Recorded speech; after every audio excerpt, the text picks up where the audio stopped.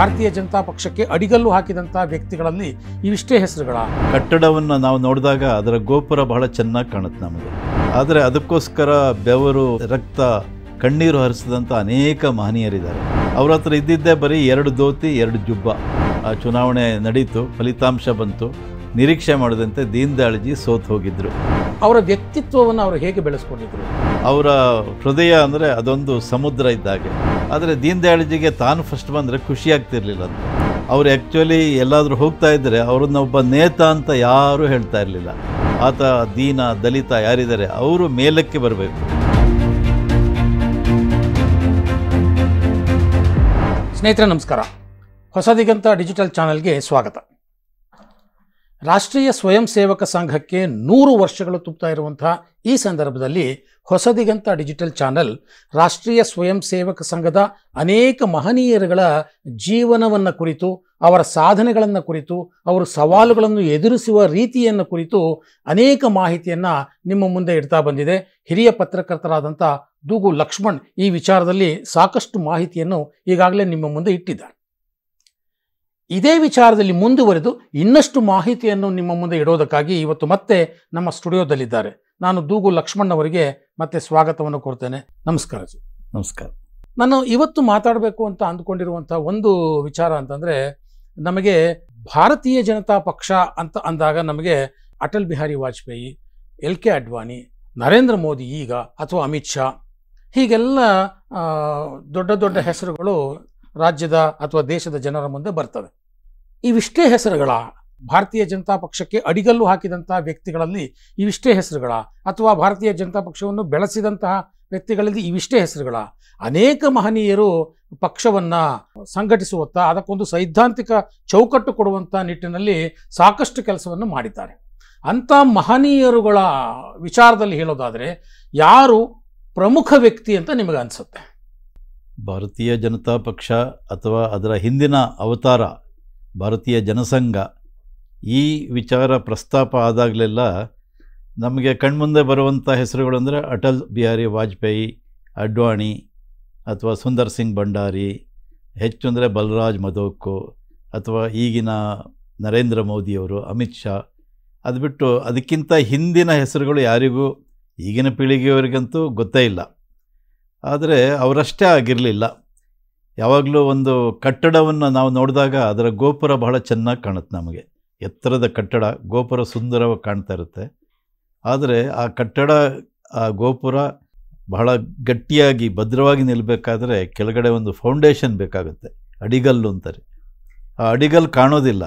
ಯಾವುದೇ ಕಟ್ಟಡಕ್ಕೆ ಹೋದರೂ, ಈಗ ಇದೇ ಕಟ್ಟಡದಲ್ಲೂ ಕೂಡ ಅಡಿಗಲ್ಲು ಎಲ್ಲಿದೆ ಅಂತ ಗೊತ್ತಿಲ್ಲ, ಕಾಣೋದು ಇಲ್ಲ. ಗೋಪುರ ತುಂಬ ಚೆನ್ನಾಗಿ ಕಾಣುತ್ತೆ. ಹಾಗೆಯೇ ಭಾರತೀಯ ಜನತಾ ಪಕ್ಷ ಇವತ್ತು ದೇಶದ ಸುಮಾರು 17ಕ್ಕೂ ಹೆಚ್ಚು ರಾಜ್ಯಗಳಲ್ಲಿ ಅಧಿಕಾರವನ್ನು ಪಡೆದು ಮತ್ತು ಇಡೀ ಒಂದು ಜಗತ್ತಿನಲ್ಲೇ ಅತಿ ದೊಡ್ಡ ಪಕ್ಷ ಅಂತ ಅನಿಸ್ಕೊಂಡಿದೆ. ಅದರ ಗೋಪುರ ಚೆನ್ನಾಗಿ ಕಾಣ್ತಾ ಇದೆ. ಆದರೆ ಅದಕ್ಕೋಸ್ಕರ ಬೆವರು, ರಕ್ತ, ಕಣ್ಣೀರು ಹರಿಸಿದಂಥ ಅನೇಕ ಮಹನೀಯರಿದ್ದಾರೆ. ಭಾರತೀಯ ಜನತಾ ಪಕ್ಷವನ್ನು ವಿಶೇಷವಾಗಿ ಕಟ್ಟಿ ಬೆಳೆಸಿದಂಥ ಒಬ್ಬ ಮಹನೀಯರು ಇವತ್ತು ನಮಗೆಲ್ಲೂ ಕಾಣ್ತಾನೇ ಇಲ್ಲ. BJPಯ ಸಭೆಗಳಲ್ಲಿ ಫ್ಲೆಕ್ಸ್ನಲ್ಲಿ ಅವ್ರ ಹೆಸರು ಕಾಣೋದಿಲ್ಲ, ಅವ್ರ ಚಿತ್ರ ಕಾಣೋದಿಲ್ಲ, ಅಥವಾ ಕಾರ್ಯಕರ್ತರಿಗೆ ಕೂಡ ಅವ್ರು ಯಾರು ಅಂತ ಗೊತ್ತಿಲ್ಲ. ಯಾಕೆ ಅಂದರೆ ಅವರು ಬಹಳ ಪ್ರಸಿದ್ಧಿ ಪರಾನ್ಮುಖರಾಗಿದ್ದರು. ಪ್ರಸಿದ್ಧಿಗೆ ಬೆನ್ನನ್ನು ತಿರುಗಿಸ್ಬಿಟ್ಟಿದ್ರು ಅವರು. ಅವರಿಗೆ ಪ್ರಚಾರ, ಪ್ರಸಿದ್ಧಿ, ಬಿರುದು, ಬಾವಲಿ, ಸನ್ಮಾನ ಅದ್ಯಾವುದೂ ಬೇಕಿರಲಿಲ್ಲ. ಅಂದರೆ ಅವರ ಸ್ವಭಾವನೇ ಹಾಗಿತ್ತು. ಅವರ ಸ್ವಭಾವದಲ್ಲಿ ಅದೆಲ್ಲ ಇರಲಿಲ್ಲ. ನಾವು ಸಾಧಾರಣವಾಗಿ ರಾಜಕಾರಣಿಗಳನ್ನು ನೋಡ್ತೀವಿ. ರಾಜಕಾರಣಿ ಅಂದರೆ ಅವ್ರಿಗೆ ಒಂದು ಕುರ್ಚಿ ಬೇಕು, ಅಥವಾ ಹಿಂದೆ ಮುಂದೆ ಒಂದಷ್ಟು ಜನ ಓಡಾಡ್ತಾ ಇರಬೇಕು, ಬಿರುದು ಬಾವಲಿಗಳು ಬೇಕು, ಎಲ್ಲ ಕಡೆ ಸನ್ಮಾನವನ್ನು ಅವರಾಗಿ ಬಯಸ್ತಾ ಇದ್ದರೂ ಜನ ಮಾಡ್ತಾರೆ, ಅಥವಾ ಕೆಲವು ಸರಿ ಅವರು ಬಯಸ್ತಾರೆ. ಇಂಥದ್ದೆಲ್ಲ ಇದೆ. ಆದರೆ ಇವತ್ತು ನಾನು ಯಾವ ಒಬ್ಬ ವ್ಯಕ್ತಿಯ ಬಗ್ಗೆ ಹೇಳಲಿಕ್ಕೆ ಹೊರಟಿದ್ದೇನೋ ಅವರು ಅದು ಯಾವುದನ್ನು ನಿರೀಕ್ಷೆ ಮಾಡಲೇ ಇಲ್ಲ. ಅವರು ಆ್ಯಕ್ಚುಲಿ ಎಲ್ಲಾದರೂ ಹೋಗ್ತಾ ಇದ್ದರೆ ಅವ್ರನ್ನ ಒಬ್ಬ ನೇತ ಅಂತ ಯಾರೂ ಹೇಳ್ತಾ ಇರಲಿಲ್ಲ. ಅಂತಹ ಒಬ್ಬ ಮಹನೀಯ ಅಂದರೆ ಪಂಡಿತ್ ದೀನದಯಾಳ ಉಪಾಧ್ಯಾಯ. ಭಾರತೀಯ ಜನತಾ ಪಕ್ಷ ಮತ್ತು ಅದಕ್ಕಿಂತ ಮುಂಚೆ ಇದ್ದಂಥ ಭಾರತೀಯ ಜನಸಂಘ, ಭಾರತೀಯ ಜನತಾ ಪಕ್ಷ ಆದಾಗ ಅವರು ಇರಲಿಲ್ಲ, ಭಾರತೀಯ ಜನಸಂಘವನ್ನು ತಳಮಟ್ಟದಿಂದ ಕಟ್ಟಿ ಬೆಳೆಸಿದಂಥ ಒಬ್ಬ ಮಹನೀಯ, ಒಂದು ರೀತಿಯ ರಾಜಕೀಯ ಸಂತ ಅಂತ ಹೇಳ್ಬೋದು ಅವರಿಗೆ. ಅಂದರೆ ಅವರು ದೀನದಯಾಳ ಉಪಾಧ್ಯಾಯ. ಅವ್ರು ಎಷ್ಟು ಸರಳ ಅಂದರೆ ಅವ್ರ ಹತ್ರ ಇದ್ದಿದ್ದೇ ಬರೀ 2 ಧೋತಿ 2 ಜುಬ್ಬ, ಕಾಲಿಗೊಂದು ಸಾಧಾರಣವಾದ ಚಪ್ಪಲಿ ಮತ್ತು ಕೈಯಲ್ಲೊಂದು ಬ್ಯಾಗು, ಹೆಗಲಲ್ಲೊಂದು ಬ್ಯಾಗ್ ಹಾಕ್ಕೊಳ್ತಾಯಿದ್ರು. ಒಂದು ಸರಿ ಅವರನ್ನು ಜನಸಂಘದ ಕಾರ್ಯಕರ್ತರೆಲ್ಲ ಸೇರಿ ಚುನಾವಣೆಗೆ ಸ್ಪರ್ಧೆ ಮಾಡಿದರು. ಚುನಾವಣೆಗೆ ನೀವು ನಿಲ್ಲೇಬೇಕು ಅಂತ, ಯಾವುದೋ ಒಂದು ಲೋಕಸಭಾ ಉಪಚುನಾವಣೆ, ಜೌನ್ಪುರ ಅಂತ ಉತ್ತರ ಪ್ರದೇಶ. ಅಲ್ಲಿ ಚುನಾವಣೆಗೆ ಕಾರ್ಯಕರ್ತರ ಒತ್ತಾಯದಿಂದ ಅವರಿಗೆ ಮನಸ್ಸಿರಲಿಲ್ಲ, ಅವರು ಸ್ಪರ್ಧೆ ಮಾಡಿದರು. ಆಗ ಜಾತಿಯ ಪ್ರಚಾರ ಈಗಿನಾಗೆ ಬಹಳ ಜೋರಾಗಿತ್ತು. ಇವರ ಎದುರುಗಡೆ ನಿಂತಂಥ ಕಾಂಗ್ರೆಸ್ ಅಭ್ಯರ್ಥಿ ಅವನು ಠಾಕೂರ್ ಜಾತಿಗೆ ಸೇರಿದವನು. ಇವರು ಠಾಕೂರ್ ಆಗಿರಲಿಲ್ಲ, ಇವರು ಹೇಳಿ ಕೇಳಿ ಬ್ರಾಹ್ಮಣ ಜಾತಿಗೆ ಸೇರಿದವರು. ಕಾರ್ಯಕರ್ತರಿಗೆ ಅನ್ನಿಸ್ತು ಈ ಠಾಕೂರ್ ಜಾತಿ ಭಾಳ ಪ್ರಬಲವಾಗಿದೆ, ಅವರು ಜಾತಿಯನ್ನು ಹೇಳ್ತಿದ್ದಾರೆ, ಹಾಗಾಗಿ ನಾವು ಹೇಳಬೇಕು, ಯಾಕೆಂದರೆ ಉತ್ತರ ಪ್ರದೇಶದಲ್ಲಿ ಬ್ರಾಹ್ಮಣರ ಸಂಖ್ಯೆ ಕೂಡ ಸಾಕಷ್ಟಿದೆ ಅಂತ ಹೇಳಿಬಿಟ್ಟು ದೀನ್ ದಯಾಳ್ಜಿ ಹತ್ರ ಬಂದುಬಿಟ್ಟು ನಾವು ಸ್ವಲ್ಪ ಬ್ರಾಹ್ಮಣ ವಾದವನ್ನು, ನಮ್ಮ ಜಾತಿಯನ್ನು ಹೆಚ್ಚು ಪ್ರಚಾರ ಮಾಡಿದರೆ ಒಳ್ಳೆಯದು, ಇಲ್ಲದ್ರೆ ಗೆಲ್ಲೋದು ಕಷ್ಟ ಆಗುತ್ತೆ ಅಂತ ಹೇಳ್ತಾರೆ. ಆಗ ದೀನ್ ದಯಾಳ್ಜಿ ಹೇಳ್ತಾರೆ, ನೋಡಿ ನಮ್ಮ ಪಕ್ಷದ ಸಿದ್ಧಾಂತ ಅಂದರೆ ರಾಷ್ಟ್ರೀಯತೆ, ರಾಷ್ಟ್ರೀಯ ತತ್ವಗಳ ಪ್ರಚಾರ. ಈ ಜಾತಿ ಪಂಥ ಪಕ್ಷ ಇದೆಲ್ಲ ಇಲ್ಲ ನಮ್ಮದು. ನೀವು ಜಾತಿಯ ಹೆಸರನ್ನು ಹೇಳಿ ನನ್ನನ್ನು ಗೆಲ್ಲಿಸೋದಾದರೆ ಆ ಗೆಲುವು ನನಗೆ ಬೇಡ, ನಾನು ಸೋತರೂ ಪರವಾಗಿಲ್ಲ, ನೀವು ಜಾತಿಯ ಹೆಸರನ್ನು ಹೇಳ್ಕೊಡೋದು. ಯಾಕೆಂದರೆ ನಮ್ಮ ಪಕ್ಷದ ಸಿದ್ಧಾಂತವೇ ರಾಷ್ಟ್ರೀಯತೆ, ರಾಷ್ಟ್ರೀಯತೆಯ ಪ್ರತಿಪಾದನೆ. ಇಡೀ ದೇಶ ಒಂದು, ಇಡೀ ದೇಶ ಅಖಂಡವಾಗಿ ನಮ್ಮದು, ಅಲ್ಲಿ ಯಾವುದೇ ಜಾತಿ ಇರಲಿ ಪಂಥ ಇರಲಿ ಪಕ್ಷ ಇರಲಿ, ಹಾಗಾಗಿ ನೀವು ಜಾತಿಯ ಹೆಸರನ್ನು ಹೇಳ್ಕೊಡೋದು ಅಂತ ಹೇಳಿದರು. ಸರಿ, ಕಾರ್ಯಕರ್ತರು ಸುಮ್ಮನಾದರು. ಆ ಚುನಾವಣೆ ನಡೀತು, ಫಲಿತಾಂಶ ಬಂತು. ಫಲಿತಾಂಶದಲ್ಲಿ ನಿರೀಕ್ಷೆ ಮಾಡಿದಂತೆ ದೀನ್ ದಯಾಳ್ಜಿ ಸೋತು ಹೋಗಿದ್ದರು. ಆದರೆ ಎದುರುಗಡೆ ಇದ್ದವನು ಗೆದ್ದಿದ್ದರೂ ಕೂಡ ಅವನು ಇವರ ಕಾಲಿಗೆ ಬಂದು ನಮಸ್ಕಾರ ಮಾಡ್ತಾನೆ. ಯಾಕೆಂದರೆ ಇವರೆಲ್ಲೂ ಕೂಡ ಜಾತಿ ಹೆಸರನ್ನು ಹೇಳಿರಲಿಲ್ಲ. ಅವನು ಠಾಕೂರ್ ನಾನು ಅಂತ ಹೇಳಿಬಿಟ್ಟು ಠಾಕೂರ್ ಬೆಂಬಲಿಗರು, ಠಾಕೂರ್ ಸಮುದಾಯಕ್ಕೆ ಸೇರಿದವರನ್ನೆಲ್ಲ ಹುರಿದುಂಬಿಸಿ ಆತ ಗೆದ್ದಿದ್ದ. ಇವರು ಜಾತಿ ಹೆಸರನ್ನು ಹೇಳಿರಲಿಲ್ಲ. ಜನಸಂಘದ ಅಭ್ಯರ್ಥಿ ನಾನು, ರಾಷ್ಟ್ರೀಯತೆಯ ಪರವಾಗಿರೋನು, ದೇಶ ನಮ್ಮದು, ಇದನ್ನೇ ಹೇಳ್ತಾಯಿದ್ರು. ಆದರೆ ಸೋತಿದ್ರು ಅವರಿಗೇನು ಚಿಂತೆ ಇರಲಿಲ್ಲ. ನಮ್ಮ ಸಿದ್ಧಾಂತ ಗೆದ್ದಿದೆ ಅನ್ನುವಂಥ ವಿಶ್ವಾಸ ಅವರಿಗಿತ್ತು. ಅವರು ಬರಹ ಮತ್ತು ಭಾಷಣ ಎಲ್ಲದರಲ್ಲೂ ಕೂಡ ರಾಷ್ಟ್ರೀಯತೆಯ ಪಡಿಯಚ್ಚು ಕಾಣ್ತಾ ಇತ್ತು. ಅವರು ಅದನ್ನೇ ಪ್ರತಿಪಾದಿಸ್ತಿದ್ದರೆ ಹೊರತು ಒಳಗೊಂದು ಹೊರಗೊಂದು ಈಗಿನ ರಾಜಕಾರಣಿಗಳಂತೆ ಅದು ಇರಲಿಲ್ಲ ಅವರಿಗೆ. ಅವರು ಒಂದು ಮಾತನ್ನು ಹೇಳ್ತಾಯಿದ್ರು, ಜನರಿಗೆ ಮತ್ತು ಕಾರ್ಯಕರ್ತರಿಗೆ ಸ್ಫೂರ್ತಿ ಕೊಡೋದಕ್ಕೋಸ್ಕರ ಅವ್ರು ಹೇಳ್ತಾಯಿದ್ರು, ಮಲಗಿರುವವರು ಕಲಿಯುಗದವರು. ಕಲಿಯುಗದಲ್ಲಿ ಇರೋರೆಲ್ಲ ಮಲಗಿದ್ದಾರೆ, ಅಂದರೆ ಏನು ಚಟುವಟಿಕೆ ಇಲ್ಲ, ಅವರಲ್ಲಿ ಚೇತನ ಇಲ್ಲ. ಹಾಸಿಗೆ ಬಿಟ್ಟಿದ್ದವರು ದ್ವಾಪರ ಯುಗದವರು, ಎದ್ದು ನಿಲ್ಲುವವರು ತ್ರೇತಾಯುಗದವರು, ಮುಂದೆ ನಡೆಯುವವರು ಕೃತಯುಗ ಕಡಿಯುವವರು. ಆದ್ದರಿಂದ ನಡೆ ಮುಂದೆ ಚರೈವೇತಿ ಅನ್ನುವಂಥ ಮಾತನ್ನು ಅವರು ಅನೇಕ ಭಾಷಣಗಳಲ್ಲಿ ಹೇಳ್ತಾಯಿದ್ರು. ಅಂದರೆ ನಾವು ಸೋಮಾರಿಗಳಾಗಿರಬಾರ್ದು, ಚಟುವಟಿಕೆಯಿಂದ ಇರಬೇಕು.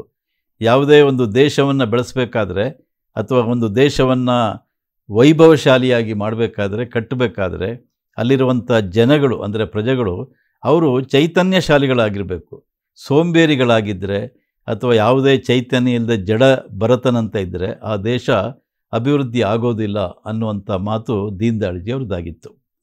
ಅಂದರೆ ಅವರ ಚಿಂತನೆ ಜಾತಿಯ ಎಲ್ಲೆಯನ್ನು ಮೀರಿದ ಚಿಂತನೆ, ರಾಷ್ಟ್ರೀಯತೆಯ ಚಿಂತನೆ ಅನ್ನುವಂಥದ್ದು. ಆದರೆ ಅವರ ವ್ಯಕ್ತಿತ್ವ, ಅವರ ನಡವಳಿಕೆ, ಅವರ ವ್ಯಕ್ತಿತ್ವ ಬಹಳ ಸರಳವಾಗಿತ್ತು ಅನ್ನುವಂಥದ್ದನ್ನು ನಾನು ಕೇಳಿದ್ದೀನಿ. ಅವರ ವ್ಯಕ್ತಿತ್ವವನ್ನು ಅವರು ಹೇಗೆ ಬೆಳೆಸ್ಕೊಂಡಿದ್ರು? ದೀನ್ ದಯಾಳ್ಜಿ ಅವ್ರನ್ನ ನೋಡಿದರೆ ಯಾರೂ ಕೂಡ ಅವರೊಬ್ಬ ರಾಜಕೀಯ ನಾಯಕ ಅಂತ ಹೇಳೋಕ್ಕಾಗ್ತಾ ಇರಲಿಲ್ಲ. ಯಾಕೆಂದರೆ ಸಾಧಾರಣವಾದ ಶರೀರ, ತುಂಬ ಎತ್ತರನೂ ಇರಲಿಲ್ಲ ಅವರು, ಒಂದು ಮೀಡಿಯಮ್ ಹೈಟ್ ಇತ್ತು ಅವರಿಗೆ, ದುಂಡಗಿರುವಂಥ ಮುಖ ಮತ್ತು ಉದ್ದವಾದ ಮೂಗು, ಬೊಗಸೆ ಕಂಗಳು. ಆ ಕಂಗಳಲ್ಲಿ ಏನೋ ಒಂದು ಕಣ್ಣುಗಳಲ್ಲಿ ಕುತೂಹಲ, ಕಾತುರ, ಒಂದು ಚೈತನ್ಯದ ಪ್ರತಿಭೆ ಆ ಕಣ್ಣಿನಲ್ಲಿ. ಸಾಧಾರಣವಾದ ಒಂದು ಧೋತಿ ಒಂದು ಉಟ್ಕೊಳ್ತಾಯಿದ್ರು, ಒಂದು ಜುಬ್ಬ ಹಾಕ್ತಾಯಿದ್ರು. ಅದು ಕೆಲವು ಸರಿ ಆ ಧೋತಿ ಹರಿದೋಗಿರ್ತಿತ್ತು. ಆಮೇಲೆ ಏನೋ ಗಹನವಾದ ಚಿಂತನೆ ಅವ್ರ ಕಣ್ಣುಗಳನ್ನು ನೋಡಿದಾಗ, ಸದಾಕಾಲ ಏನೋ ಚಿಂತನೆ ಮಾಡ್ತಾ ಅಧ್ಯಯನ ಮಾಡ್ತಾ ಈ ರೀತಿ ಇದ್ದಂಥ ಒಬ್ಬ ಪುರುಷ. ಅವ್ರನ್ನ ನೋಡಿದಾಗ ಯಾರೂ ಕೂಡ ಅವರು ನೇತಾ ಅಂತ ಹೇಳ್ತಿರ್ಲಿಲ್ಲ. ನಾವು ಈಗಿನ ನೇತಾಗಳನ್ನು ನೋಡ್ತೀವಿ, ಈಗಿನ ನೇತಾಗಳು ದೂರದಿಂದ ಬರುವಾಗಲೇ ನಮಗೆ ನೇತಾ ಅಂತ ಗೊತ್ತಾಗುತ್ತೆ. ಗರಿಗರಿಯಾದ ಬಟ್ಟೆ ಹಾಕಿರ್ತಾರೆ, ಕೈಯಲ್ಲಿರುವ ಅಷ್ಟೂ ಬೆರಳುಗಳಿಗೆ ಅಷ್ಟು ಉಂಗುರ ಅಲ್ಲದೆ ಇನ್ನೊಂದು ಜಾಸ್ತಿನೂ ಉಂಗುರ ಕೆಲವರು ಹಾಕಿರ್ತಾರೆ. ಅವರು ನೋಡಿದ್ಕೊಳ್ಳೋ ಇವರೊಬ್ಬರು ನೇತಾ ಅಂತ. ಕೊರಳಲ್ಲಿ ಚಿನ್ನದ ಸರ ಮತ್ತು ಕೈಯಲ್ಲಿ ಬ್ರಾಸ್ಲೆಟು ಇದೆಲ್ಲ ಇರುತ್ತೆ. ಪುಡಾರಿ ಅಂದರೆ ಪಟಾಲಂ ಇರಬೇಕು, ಪಟಾಲಂ ಇರಬೇಕು, ಜೊತೆಗೊಂದು ಪಟಾಲಮ್ಮು. ಆದರೆ ದೀನ್ ದಯಾಳ್ಜಿ ನಡೆದು ಹೋಗ್ತಾ ಇದ್ದಾರೆ, ಅವ್ರ ಜೊತೆಗೆ ಯಾವ ಪಟಾಲಮ್ಮು ಇರ್ತಾ ಇರಲಿಲ್ಲ, ಈಗ ಇರುವಂಥ ಇಸ್ತ್ರಿ, ಕೆಲವು ಸರಿ ಅವ್ರ ಬಟ್ಟೆಗೆ ಇಸ್ತ್ರಿನೇ ಇರ್ತಿರ್ಲಿಲ್ಲ, ಧೋತಿ ಎಲ್ಲ ಕೊಳೆಯಾಗಿರ್ತಿತ್ತು, ಅನೇಕ ಸರಿ ಹರಿದು ಹೋಗಿರ್ತಿತ್ತು, ಅದಕ್ಕೆ ತೇಪೆ ಹಾಕ್ಕೊಂಡಿರ್ತಿದ್ರು. ಈ ರೀತಿಯ ಒಬ್ಬ ವ್ಯಕ್ತಿ ಅವರಾಗಿದ್ದರು. ಆದರೆ ಅವರ ಹೃದಯ ಅಂದರೆ ಅದೊಂದು ಸಮುದ್ರ ಇದ್ದಾಗೆ, ಅಗಾಧವಾದ ಚಿಂತನೆ ಅದರಲ್ಲಿತ್ತು. ಅವರ ಮನಸ್ಸು, ಬುದ್ಧಿ ಅಂದರೆ ಬಹಳ ಪ್ರಖರವಾಗಿತ್ತು. ಅವರಿಗೆ ಗೊತ್ತಿಲ್ಲದಿರುವಂಥ ವಿಷಯಗಳೇ ಇರಲಿಲ್ಲ. ಈಗಿನ ನಮ್ಮ ಅನೇಕ ರಾಜಕಾರಣಿಗಳಿಗೆ ದೇಶದ ಆರ್ಥಿಕತೆ ಕೇಳಿ, ಅಥವಾ ಇನ್ಯಾವುದೋ ವಿಜ್ಞಾನದ ವಿಷಯ ಕೇಳಿ, ಅಥವಾ ಆಧ್ಯಾತ್ಮಿಕ ವಿಚಾರ ಕೇಳಿ, ಅವ್ರಿಗೇನೂ ಗೊತ್ತಿರೋದಿಲ್ಲ. ಯಾರೋ ಅವರ PAಗಳು ರೆಡಿ ಮಾಡಿಕೊಟ್ಟಿದ್ದನ್ನು ಓದ್ತಾರೆ.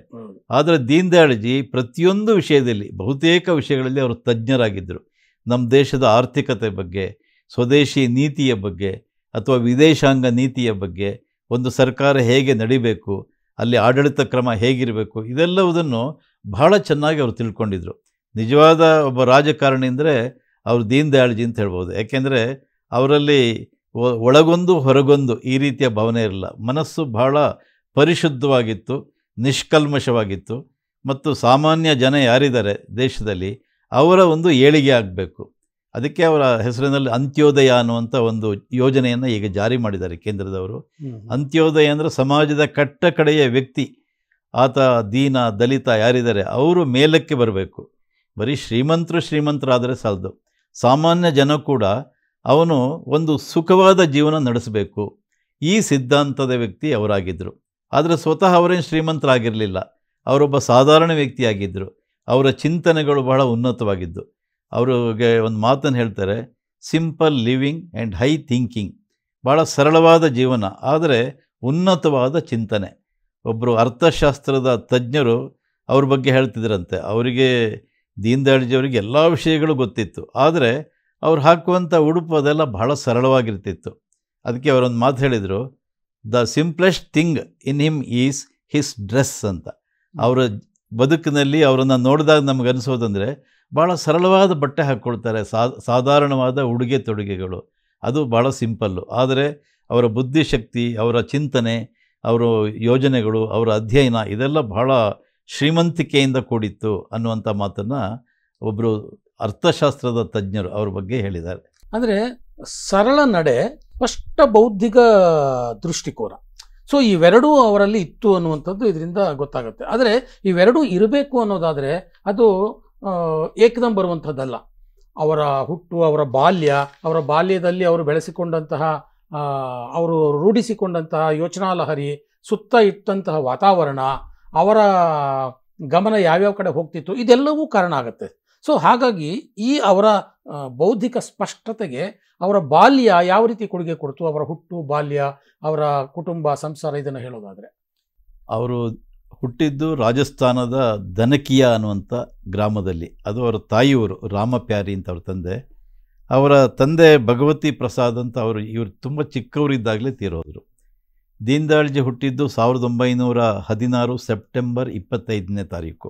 ಈಗಲೂ ಕೂಡ ಸೆಪ್ಟೆಂಬರ್ 25 ಅವರ ಜಯಂತಿ ಕಾರ್ಯಕ್ರಮವಾಗಿ ಎಲ್ಲ ಕಡೆ ಆಚರಿಸ್ತಾರೆ. ಅವತ್ತು ದೀನ್ ದಯಾಳ್ರ ಬಗ್ಗೆ ಚಿಂತನೆಗಳು ಇದೆಲ್ಲ ನಡೀತಾ ಇರುತ್ತೆ. ಅವರ ಕುಟುಂಬ ಅಷ್ಟೇನು ಶ್ರೀಮಂತ ಕುಟುಂಬ ಆಗಿರಲಿಲ್ಲ, ಬಹಳ ಮಧ್ಯಮ ವರ್ಗದ ಕುಟುಂಬ. ಅವರ ತಂದೆ ಭಗವತಿ ಪ್ರಸಾದ್ ಇವರು ಚಿಕ್ಕವರಿದ್ದಾಗಲೇ ತೀರೋಗ್ತಾರೆ. ಸ್ವಲ್ಪ ದಿವಸ ಆದ ನಂತರ ಅವ್ರ ತಾಯಿಗೂ ಯಾವುದೋ ಒಂದು ರೋಗ ಬಂದು ಅವರು ಕೂಡ ತೀರ್ಕೊಳ್ತಾರೆ. ಹೀಗೆ ತಂದೆ ತಾಯಿ ಇಲ್ಲದಂಥ ಅನಾಥ. ಅವ್ರ ತಾತ ಚುನ್ನಿಲಾಲ್ ಅಂತ ಅವರು ಇರ್ತಾರೆ. ಅವರು ಏನು ಮಾಡ್ತಾರೆ ಅಂದರೆ ಅವ್ರನ್ನ ಕರ್ಕೊಂಡು ಸೀದಾ ತಮ್ಮೂರಿಗೆ ಹೊರಡ್ತಾರೆ. ದೀನ್ ದಯಾಳ್ ಅವರಿಗೆ ಒಬ್ಬ ತಮ್ಮ ಶಿವದಯಾಳ್ ಅಂತ, ಆತನಿಗೂ ಪ್ಲೇಗ್ ಬಂದುಬಿಡುತ್ತೆ. ಪ್ಲೇಗ್ ಬಂದು ಆತ ಕೂಡ ತೀರ್ಕೊಂಡು ಹೋಗ್ತಾರೆ. ಹೀಗೆ ಬಾಲ್ಯದಲ್ಲಿ ಅವರ ಜೀವನ ಬಹಳ ಸಂಕಟಗ್ರಸ್ತ. ಅಂದರೆ ತಂದೆ ತೀರೋದ್ರು, ತಾಯಿ ತೀರೋದ್ರು, ತಮ್ಮ ತೀರೋದ. ಇಂಥ ಸ್ಥಿತಿಯಲ್ಲಿ ದೀನ್ ದಯಾಳ್ರು ಬದುಕನ್ನು ಅವರು ತಮ್ಮ ಬಾಲ್ಯವನ್ನು ಕಳೆದರು. ಆನಂತರ ತಾತ ಚುನ್ನಿಲಾಲ್ ಅವರು ಕೂಡ ಯಾವುದೋ ಕಾಯಿಲೆ ಬಂದು ಅವರು ತೀರ್ಕೊಂಡ್ಬಿಟ್ರು. ಹೀಗಾಗಿ ದೀನ್ ದಯಾಳ್ ಅವರನ್ನು ಸಲಹೋರು, ಅವರ ವಿದ್ಯಾಭ್ಯಾಸ ಮುಂದೆ ನಡೆಸುವವರು ಯಾರೂ ಇರಲಿಲ್ಲ. ಕೊನೆಗೆ ಏನು ಮಾಡಿದರು ಅಂದರೆ ರಾಧಾರಮಣ ಶುಕ್ಲ ಅಂತ ಅವರ ಮಾವನ ಮನೆಗೆ ಅವರನ್ನು ಕರ್ಕೊಂಬಂದರು, ಗಂಗಾಪುರ ಅಂತ. ಅಲ್ಲಿ ಅವರ ವಿದ್ಯಾಭ್ಯಾಸ ಶುರುವಾಯಿತು, ಪ್ರಾಥಮಿಕ ವಿದ್ಯಾಭ್ಯಾಸ ಶುರುವಾಯಿತು. ಆನಂತರ ಅವರು ನೆಕ್ಸ್ಟು ಹೈಸ್ಕೂಲಿಗೆ ಹೋದರು, ಇಂಟರ್ಮೀಡಿಯೇಟನ್ನು ಮಾಡಿದರು. ಅದಾದಮೇಲೆ BA ಓದಿದರು. BA ಆದ ನಂತರ MA ಮೊದಲನೇ ವರ್ಷದಲ್ಲಿದ್ದರು. ಆದರೆ ಎಲ್ಲ ಸಂದರ್ಭದಲ್ಲಿ ಅವರಿಗೆ ಅನೇಕ ಕಷ್ಟಗಳು ಬರ್ತಾಯಿತ್ತು.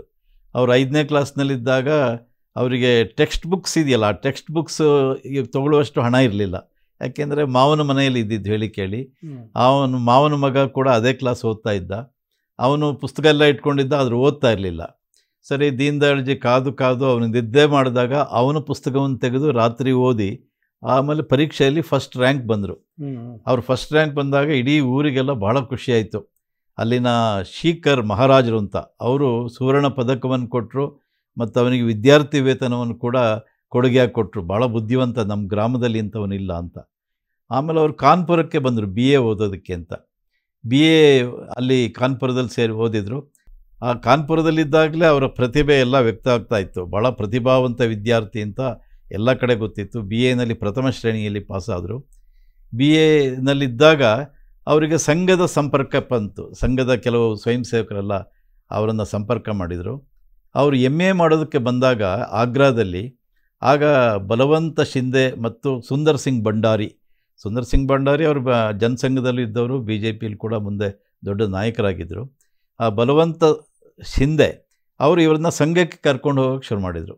ಸಂಘದ ಸಂಪರ್ಕ ಆಗ ಶುರುವಾಯಿತು ಅವರಿಗೆ. ಶಾಖೆಗೆ ಹೋಗ್ತಾಯಿದ್ರು. ಆನಂತರ MA ಓದಬೇಕಾದ್ರೆ ಅವರ ಇನ್ನೊಬ್ಬರು ಅತ್ತೆಗೆ ತುಂಬ ಹುಷಾರಿರಲಿಲ್ಲ, ಭಾಳ ಕಾಯಿಲೆಯಿಂದ ಇದ್ದರು. ಅವ್ರನ್ನ ಬೇರೆ ಕಡೆಗೆಲ್ಲ ಶುಶ್ರೂಷೆಗೆ ಕರ್ಕೊಂಡು ಹೋಗಬೇಕಾಗಿತ್ತು. ಜೊತೆಗೆ MA ಇಂಗ್ಲೀಷ್ ಪರೀಕ್ಷೆ ಅದಕ್ಕೂ ಹೋಗಬೇಕಾಗಿತ್ತು. ಇದರ ಜೊತೆಗೆ ಸಂಘದ ಕಾರ್ಯ ಮಾಡಬೇಕಾಗಿತ್ತು. ಅವ್ರ ಮುಂದೆ 3 ಸವಾಲಿತ್ತು, ಏನು ಮಾಡೋದು ಅಂತ. ಆದರೆ ಅವರ ಮನಸ್ಸು ಹೇಗಿತ್ತು ಅಂದರೆ, ಮೊದಲು ನಮ್ಮ ಅತ್ತೆಯ ಆರೋಗ್ಯ ಸರಿಯಾಗಬೇಕು, ಯಾಕೆಂದರೆ ಒಬ್ಬರು ಮನುಷ್ಯರನ್ನ ಸಾಯೋದಕ್ಕೆ ಬಿಡಬಾರ್ದು ಅಂಥೇಳಿ ಅವರ ಅತ್ತೆಯ ಆರೋಗ್ಯ ಆರೈಕೆ ಮಾಡ್ತಾ ಅವರು ದಿನವನ್ನು ಕಳೆದರು. ಪರೀಕ್ಷೆ ಬಂದಿತ್ತು, ಅದರ ಪರೀಕ್ಷೆ ಕೂರಲಿಲ್ಲ. ಹಾಗಾಗಿ MA ಮೊದಲನೇ ವರ್ಷ ಆದರೂ ಕೂಡ 2ನೇ ವರ್ಷ ಅವರಿಗೆ ಪೂರೈಸಲಿಕ್ಕಾಗಲಿಲ್ಲ. ಅದಾದಮೇಲೆ ಅವರ ಮಾವ ಅವರನ್ನು BT ಪರೀಕ್ಷೆಗೆ, BT ಅಂದರೆ ಅದು ಶಿಕ್ಷಣಕ್ಕೆ ಸಂಬಂಧಪಟ್ಟಂಥ ಒಂದು ಪದವಿ, ಆ ಪದವಿಗೆ ಸೇರಿಸಿದರು. ಸೊ ಅವರು BT ಪದವೀಧರರಾದರು.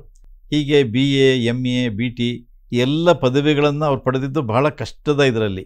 PUC ಅಂದರೆ ಆಗ ಇಂಟರ್ಮೀಡಿಯೇಟ್ ಅಂತ ಹೇಳ್ತಾಯಿದ್ರು. ಅದು ಓದಬೇಕಾದ್ರೆ ಅವರು ಎಲ್ಲದರಲ್ಲೂ ಫಸ್ಟ್ ಬರ್ತಾಯಿದ್ರು ಕಾಲೇಜ್ನಲ್ಲಿ. ಇವರಿಗೆ ಸಂತೋಷ ಆಗಬೇಕು. ಆ್ಯಕ್ಚುಲಿ ಈಗ ಯಾರಾದರೂ ನಮ್ಮ ಮನೆಯಲ್ಲಿ ನಮ್ಮ ಹುಡುಗರು, ನಮ್ಮ ಮಗಳು ಮಗ ರ್ಯಾಂಕ್ ಬಂದರೆ ನಮಗೆ ಖುಷಿಯಾಗುತ್ತೆ. ಆದರೆ ದೀನ್ ದಯಾಳ್ಜಿಗೆ ತಾನು ಫಸ್ಟ್ ಬಂದರೆ ಖುಷಿಯಾಗ್ತಿರ್ಲಿಲ್ಲಂತೆ. ಯಾಕೆಂದರೆ ಅವ್ರ ಕ್ಲಾಸ್ನಲ್ಲಿದ್ದವರು ಅನೇಕರು ಫೇಲ್ ಆಗ್ತಾಯಿದ್ರು. ಅದು ಅವ್ರಿಗೆ ಭಾಳ ವ್ಯಥೆ ತರ್ತಾಯಿತ್ತು. ಬರೀ ನಾನೊಬ್ಬ ಪಾಸಾದರೆ ಸಾಕ, ಬೇರೆಯವರು ಪಾಸಾಗಬೇಕು ಅಂಥೇಳಿ ಅವರು ಏನು ಮಾಡೋದು ಅಂತ ಭಾಳ ಚಿಂತನೆ ಮಾಡಿದರು. ಅದಾದಮೇಲೆ ಅವರು ಯಾರ್ಯಾರು ಫೇಲ್ ಆಗಿದ್ದರು, 0 ಬಂದಿತ್ತು, ಅವ್ರನ್ನೆಲ್ಲ ಸೇರಿಸ್ಕೊಂಡು ಅವರಿಗೆ ಟ್ಯೂಷನ್ ಹೇಳೋದಕ್ಕೆ ಶುರು ಮಾಡಿದರು. ಅದಕ್ಕೊಂದು ಹೆಸರನ್ನು ಇಟ್ಟರು, ಝೀರೋ ಅಸೋಸಿಯೇಷನ್ ಅಂತ. ಝೀರೋ ಅಸೋಸಿಯೇಷನ್ ಅಂದರೆ ಯಾರ್ಯಾರಿಗೆ 0 ಬಂದಿದೆ ಅವ್ರದ್ದೇ ಒಂದು ಸಂಘ, 0 ಸಂಘ. ಅವರಿಗೆಲ್ಲ ಟ್ಯೂಷನ್ ಹೇಳಿ ಅವರು ಪರೀಕ್ಷೆಯಲ್ಲಿ ಪಾಸಾದಾಗ ಇವರು ಆನಂದ ಪಟ್ಟರು. ನೋಡಿ ಹೇಗಿದೆ ಅಂದರೆ ತಾನೊಬ್ಬ ಸಂತೋಷ ಪಟ್ಟರೆ ಸಾಲದು, ತನ್ನ ಜೊತೆಗಿರೋರಿಗೂ ಸಂತೋಷ ಆಗಬೇಕು, ಅವರು ಮೇಲಕ್ಕೆ ಬರಬೇಕು, ನನ್ನ ಹಾಗೆ ಅವರು ಪಾಸಾಗಬೇಕು ಅನ್ನುವಂಥ ಒಂದು ಸ್ವಭಾವ, ನಡವಳಿಕೆ ಅವರಿಗೆ ಚಿಕ್ಕ ವಯಸ್ಸಿನಲ್ಲೇ ಇತ್ತು. ಹೀಗೆ ಅವರ ವಿದ್ಯಾಭ್ಯಾಸ, ಅವರ ಬಾಲ್ಯದ ದಿನಗಳು ಕಳೀತು.